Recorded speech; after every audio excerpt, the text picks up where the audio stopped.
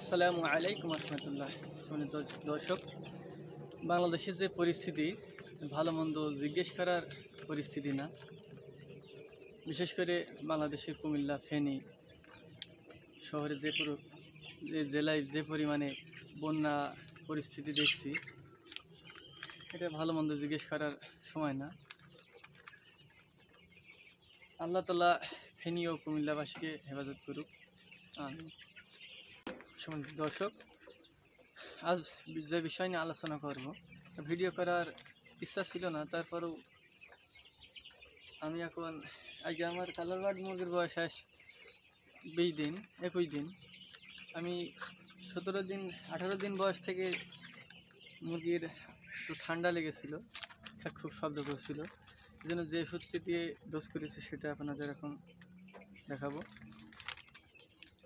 এটা হলে কি এই বয়সটা এমন বয়স, আপনার এই বয়সে যদি মুরগির মাইক্রোপ্লাজমা থেকে থাকে, তাহলে মুরগির পরবর্তীতে 20 দিনের পরে যে গাম্বুরা লাগার সম্ভাবনা থাকে। এই জন্য আগে থেকে ডোজটা করলে ইনশাল্লাহ মুরগির গাম্বুরা লাগা সম্ভাবনাটা অনেকটাই কম থাকবে। আমি যে ওষুধটি দিয়ে ডোজ করলাম সেটা দেখাবো আপনাদের। মাইক্রোনিট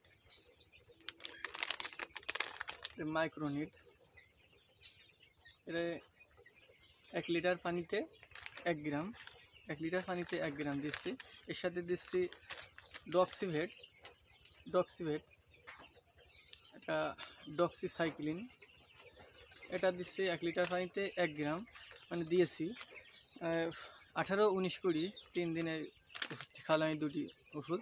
এর সাথে এটাও 1 লিটার পানিতে, ডক্সিভেটও 1 লিটার পানিতে 1 গ্রাম দিয়েছি, আর মাইক্রোনিটও 1 লিটার পানিতে 1 গ্রাম। প্রথম দিন 24 ঘন্টা খাওয়াছি, পরের আর 2 দিন রাত্রির পানিতে দিয়েছি। আলহামদুলিল্লাহ, মুরগির ঠান্ডা এখন একটাও খুব শব্দ পাচ্ছি না, আলহামদুলিল্লাহ। এটা 3 দিন খাওয়াইছে। এর সাথে সকালবেলার পানিতে দিয়েছে, আপনার সকালের পানিতে জিসভেট দিয়েছি, জিঙ্ক, যে কোনো কোম্পানির জিঙ্ক খাওয়াতে পারেন আপনারা। আমি দিয়েছি জিসভেট, এটা 1 লিটার পানিতে 2 গ্রাম দিয়েছে এর সাথে। আলহামদুলিল্লাহ, এটা দিয়ে করলে কী হবে, যে গাম্বুরা লাগে মুরগির, গাম্বুরা আপনার মাইক্রোপ্লাজমা যদি মুরগির শরীরের ভিতরে থেকে থাকে, তাহলে পরবর্তীতে 20 দিনের পরে দেখবেন মুরগির গাম্বুরা লাগার সম্ভাবনা থাকবে। এই জন্য আগে থেকে করে দিলাম, আলহামদুলিল্লাহ। আর অনেকে শিডিউল অনুযায়ী মুরগি চাষ করে। আসলে শিডিউল অনুযায়ী মুরগির ওষুধ খাওয়ালে মুরগি টিকে রাখা সম্ভব হয় না। অনেকে শিডিউল অনুযায়ী, আমি ধরো 20 দিনের পরে যে একটা আমার শিডিউলে যে ওষুধটি আছে সেই ওষুধটি খাওয়াচ্ছি, দেখা যাচ্ছে আমি ঠান্ডার ওষুধ খাওয়াচ্ছি, আবার ওই সময় লেগে গেল রক্তমাশায়। এই জন্য শিডিউল অনুযায়ী হয় না। এটা যারা বিশেষজ্ঞ খামারি আছে তাদের পরামর্শ নিয়ে, বা যারা বিশেষজ্ঞ খামারি আছে তারা জানবে, তারা বুঝবে যে শিডিউল অনুযায়ী মুরগির চাষ করা যায় না।